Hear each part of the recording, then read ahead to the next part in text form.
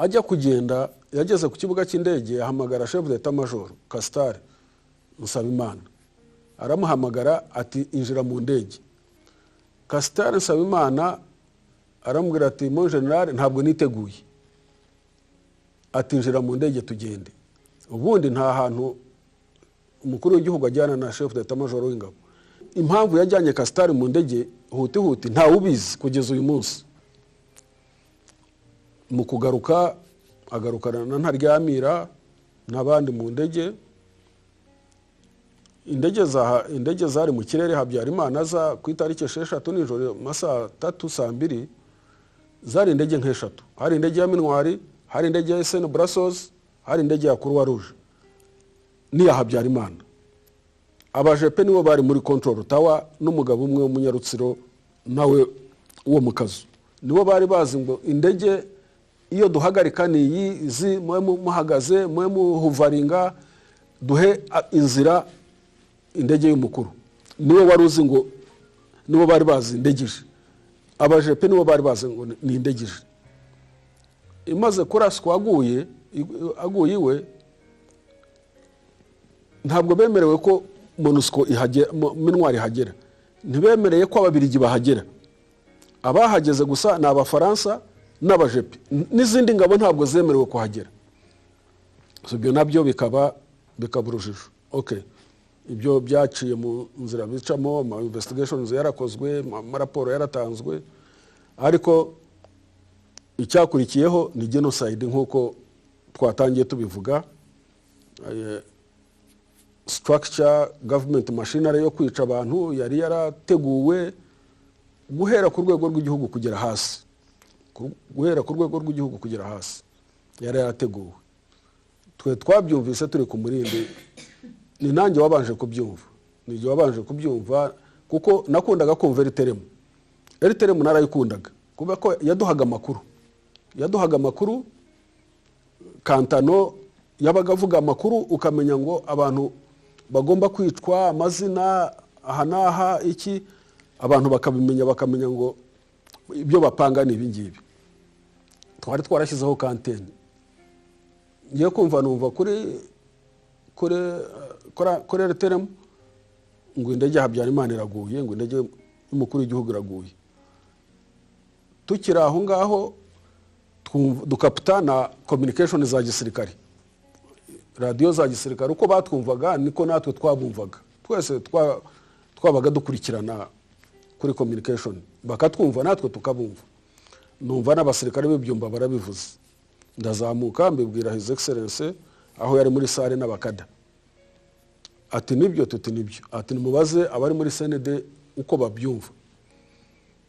Duhamagaye bari muri CND General Kayonga, icyo gihe Colonel ni wari uyoboye izo ngabo. Ati ahubwo batangiye kurasa muri Kigali hose, ahantu hose bararasa. Abantu batangiye kuduhamagara bavuga ko babateye, n'abajepe bariho bararasa kuri CND. Ubwo His Excellency icyo yakoze yahamagaje abakuru b'ingabo bose guhera Musanze no mu Mutara baraza. Bahageze nka saa 8. Bageze saa 8 arababwira ngo bagende bashyira ingabo zabo bose standby class 1.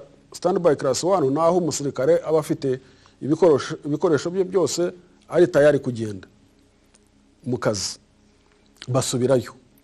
Basubiyeyo mu gitondo itariki 7 genocide yari yatangiye. Ahantu hose abantu bapfa, bitwa, bahuruza, bagira gute. Ari nabwo yahamagaraga General Dallaire ndibuka yaje na helicopter ye arahagera.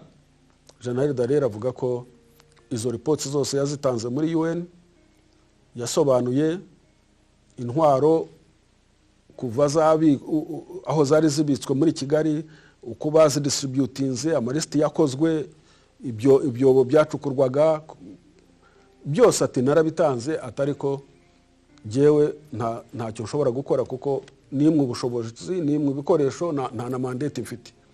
Ati rero, ati niwo uzahagarika iyi genocide, ntabwo ari jewe uzayihagarika.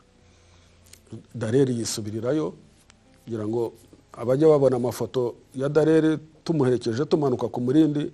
Niwo munsi yarahavuye nyine byananiranye gutyo.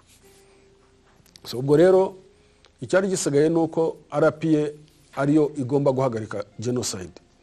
RPA ntabwo yari yaritoreje guhagarika genocide cyangwa se kurwana iyo ntambara kuri iyo scale ingana gutyo, byari bigoye. N'ikindi mibare ya RPA ntabwo yanganaga. Kugeza 93 Arusha imaze gusinywa, byasaga naho RPA yishyize mu situation yaho tugomba kuzavanga n'ingabo za leta, ku buryo na recruitment ndibuka bari barayihagaritse. Recruitment bari barayihagaritse, abana bari batakiza ku rugamba barabahagaritse, ahubwo turiho twitegura ngo ni gute tuzavanga. Ariko His Excellency icyo yakoze, yakomeje training ingabo ze, abasirikare bakomeje ba training. Ubwo rero RPA bibaye ngombwa ko ari hagarika genocide. His Excellency atanga itangazo kuri radio Muhabura,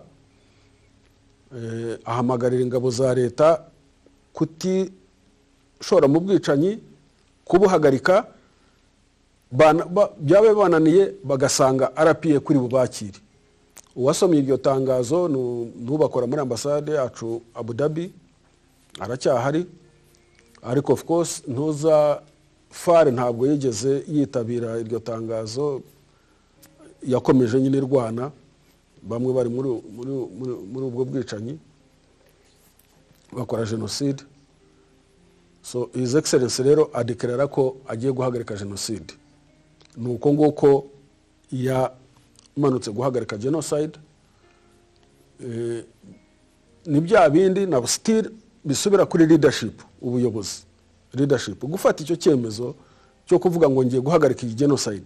Ufite abasirikari 19,000, Fare ari 50,000, gendarmerie ari 30,000, intera hamwe za trainingzwe guhera muri 91 kugeza 94 ari biri mu 100,000.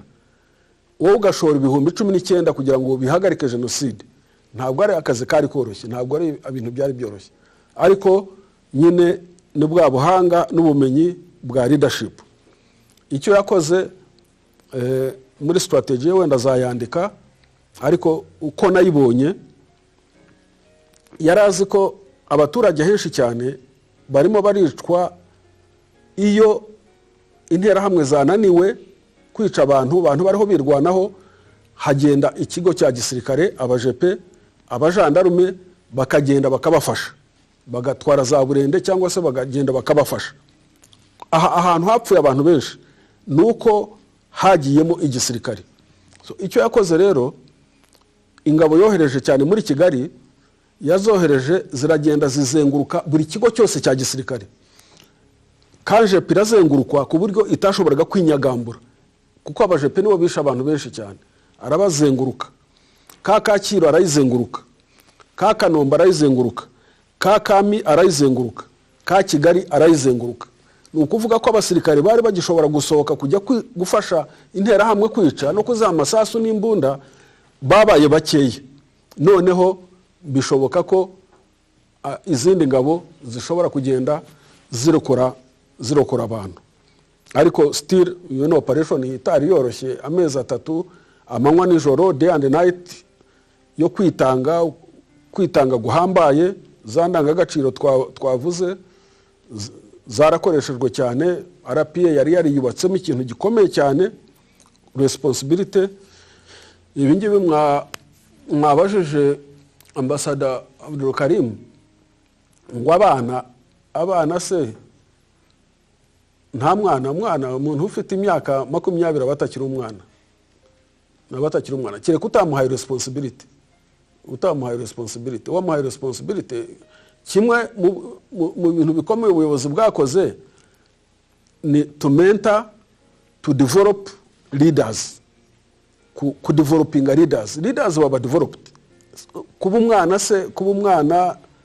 umwana ufite responsibility, umwana wigishijwe, umwana watojwe, ntabwo aba ari umwana. Ni nacyo gihe ahubwo umuntu aba akwiye kuba gufata responsibility. So no kuvuga ko DRPA icyo gihe nubwo bari batoya, ariko bari bashoboye gufata responsibility yo kuvuga ngo igihugu ni cyacu, igihugu tugomba kukitangira, jenoside tugomba kuyihagarika byanze bikunze. Intambara y'amezi 3 guhera mu kwa 4 kugeza mu kwa 7 irahagarikwa nyine, irahagarikwa nk'uko twatangiye tubivuga. Aba sirikare batsinzwe batwara leta na leta yabo, batwara abaturage, basahura igihugu. Abandi basirikare barahaguma, hatangira urugamba rwo kubungabunga no kongera kugira ngo u Rwanda rutazima. Aho ngaho hari critical cyane kuko jenoside yahagaritswe na RPA. Nta yindi institution yari hari mu gihugu nimwe, nta leadership, nta local government, nta justice, nta rundi rwego rwari ruhari, nta means, nta resources. Igihugu cyasahuwe, ibihari ni intumbi, na nkomere, bahahamutse, na bari mu bishanga, na bari displaced internally mu gihugu, ni impunzi zitahuka, nta infrastructure, nta buvuzi, ntaki. Ariko RPA yonyine na RPA niyo zo institution yonyine zari zihari. Kuba barashoboye kuva aho hantu ku itariki ya 19 mu kwa 7 1994 hakajyaho leta y'inzibacyuho, leta yishyizweho just ku bantu nabwo bahahamutse, batoraguwe hirya no hino bagakora leta. Fortunately bamwe barahari, Sheikh Abdul Karim arahari, ariko ambasaderi wacu muri Canada yari muri iyo kategori, nyine yahahamutse, yasurvivinze jenoside, ukaza ukamukora ministry, akaba ministry. Murabyumva ukuntu byari biremereye. N'abandi batoraguwe mu bishanga bavuye hirya no hino, hakajyaho leta. Iyo leta kugira ngo izavemo ikintu dufite uyu munsi nk'u Rwanda, nta kundi wabisobanura, nta yindi magic yakoreshejwe. It's about leadership. Still niya leadership n'ubundi yakuye RPA hahandi hari habi, ikayubaka, igahagarika jenoside, ikaza gukura u Rwanda aho hantu hatoroshye. Prosper arabizi kukubwira ngo ujanduwe hari ahantu wari wo gupfa, ubaye ministry uyu munsi mu Rwanda, wahera he, wakora iki? Ntabwo byumvikana. Ariko abantu barakoze kubera ko bahawe hope, babonaga leadership. Ariko iyo leadership Sheikh Abdul Karim yabivuze, muri iyo mikorere yayo irahura na challenges zikomeye cyane, irahura na challenges zitoroshye, irahura nabo batwagira Mungu wari wasinye ko agomba kuba prime minister, nyine akabiba, bikajya muri Arusha akaba prime minister. Ariko akaba prime minister we twagira Mungu azi ngo FPR izarwana, wazayobora. Niyo philosophy, niyo myumvire. FPR izarwana, jewe nzayobora. Mu gihe ntayoboye nta gihugu kigomba kubaho. We niyo myumvire. Ari nayo mpamvu yahungiye muri stade Amahoro. His Excellency akamenya ko twagira Mungu yahungiye muri stade Amahoro, akamenya ko n'intera hamwe zagose minwari yari hari y'aba Bangladesh, bakabambura intwaro, ko bari bagiye kwica abari bahahungiye including na twagira Mungu.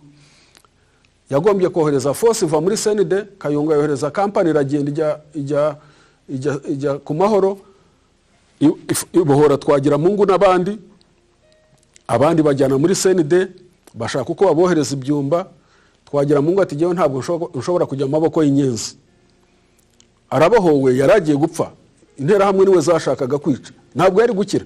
Nkuko bagafaranga bapfuye, banzamurambaho, bangango, nawe niko yagombaga gupfa. Ariko RPA iramubohoye ku Mahoro, ati jewe ntabwo njya mu maboko y'inyenzi. Ati ni mumpe minwari. Bamuha minwari nyine, bamuha minwari, abari yagumana nayo aza kuza aba prime minister nyine muri leta y'inzibacyuho. Leta y'inzibacyuho yari kwari ugukwega ideologically abantu ntibari bahuje. So nukuvuga ko component ya RPF yarimo yagombaga kuguma iri consistent kuri ya vision yo kubaka igihugu, ariko abandi bakurura barimo abangaba bandagije bibye amafaranga bakagenda, barimo bande bose ni benshi cyane bagiye bakora ayo marorerwa ideologically batari kumwe na RPF, kugira rero ngo abantu babe aligned, bagende baba aligned kugeza uyu munsi wavuga ko igihugu cyacu bayifakiri aligned muri vision imwe y'iterambere y'ubumwe bw'abanyarwanda. Wavuga ko kiri aligned kugira ngo kigera aha ngaha ni yandanga agaciro ya leadership. Ntabwo ari leadership y'umuntu umwe, ni leadership that develops other leaders. Leadership ita developing other leaders buriya ntabwo ibiri leadership. Aho ngaho muhumve neza, kuko nta n'umuntu wayobora wenyine. His Excellency icyo yakoze n'icyo gikora uyu munsi is ku developing leaders, akaba forminga, akaba mentoringa, akabroadeninga the base ya leadership, ikaba a big base ya leadership, ikaba a critical mass ya leadership. Ni nayo mpamvu urubyiruko rwacu uyu munsi ubona urubyiruko rwacu rufite challenges, ariko urubyiruko rwacu myumvire yarwo iri ku rwego rwo hejuru, kubera ko the critical mass, the critical force imaze kuba achieved. Kandi igihugu kigeze kuri critical force kikagira critical mass ifite imyumvire imwe, iri mu the same direction of thinking yo guteza igihugu imbere, niho iterambere ryihuta, ni naho rishoboka. Ni izo details zo Sheikh Abdul Karim yababwiraga y'imiyoborere turimo ubu ngubu naho tugana na achievements. Birashoboka kubera ko tumaze kugera kuri critical mass, tugikeneye kongera umubare, kongera kugira ngo ibe nyinshi n'imyumvire, ni nabwo igihugu kivaho kiri kikajya ku next stage ya prosperity na development. Ndumva naba ngarukiye aho ngaho rero, wenda ibindi bikaza mu biganiro no mu bitekerezo mutanga. Murakoze.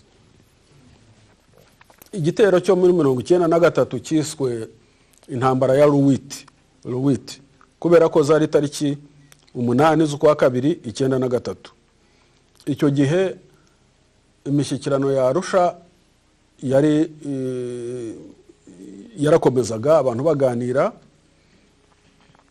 ariko Habyarimana ahitamo kwica abantu. Bahitamo kwica abantu muri Bugesera, bahitamo kwica abantu muri Kibirira.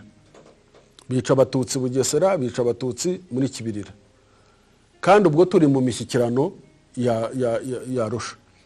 Ni cya gihe interahamwe zari zimaze kuba trained, zimaze kuba nyinshi cyane, noneho ngira ngo bashaka kugerageza kureba ko zishobora gukora akazi.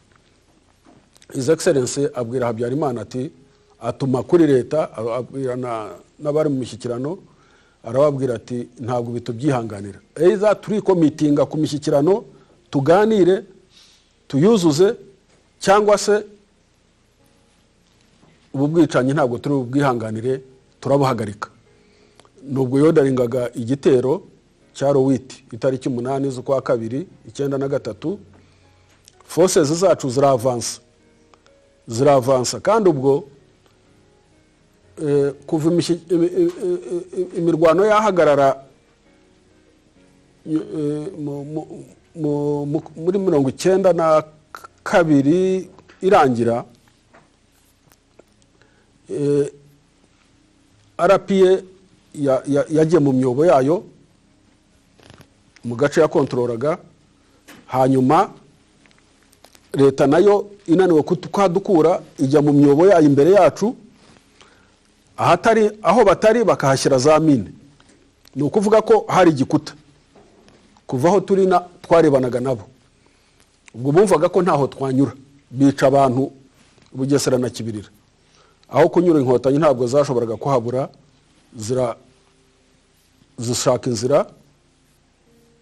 inzira turahanyura, turwana na FAR hafi kugera i Kigali ko ingabo zacu zageze Rurindo, zageze muri Rurindo, kandi aho twarwanye hose ntabwo ingabo za Habyarimana zaduhagararaga imbere. Ni ukuvuga ko icyo gihe byanashobokaga iyo decision iba iyo gufata ubutegetsi, ndibaza ko tuba twarageze i Kigali. Ariko mwibuke ko icyo gihe amashyaka yose yari opposite kuri Habyarimana yari kumwe na FPR, kandi bose bagendera hamwe bumvikana. Ndibaza niko ntekereza ko His Excellency atashatse gufata ubutegetsi wenyine kandi ari kumwe n'abandi, ariko hazamo na za pressure zindi z'abazungu, ngira ngo biba ngombwa ko dusubira